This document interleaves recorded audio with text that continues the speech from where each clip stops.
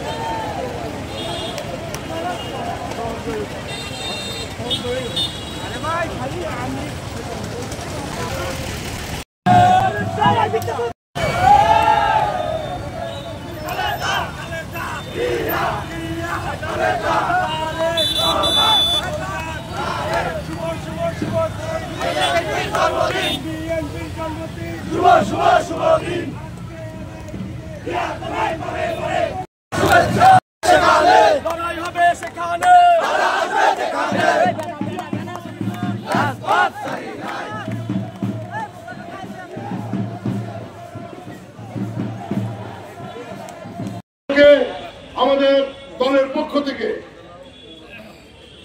মধুখালী উপজেলা জাতীয়তাবাদী দল বিএনপি এবং পৌর শাখার পক্ষ থেকে এবং বিভিন্ন অঙ্গ সংগঠন বিশেষ করে আমাদের ছাত্র দল, ওলামা দল এবং মহিলা দল যারা আমাদের এই মাঠে উপস্থিত হয়েছে সকলকে অসংখ্য অসংখ্য ধন্যবাদ জানিয়ে আজকের মতো এখানে শেষ করছি।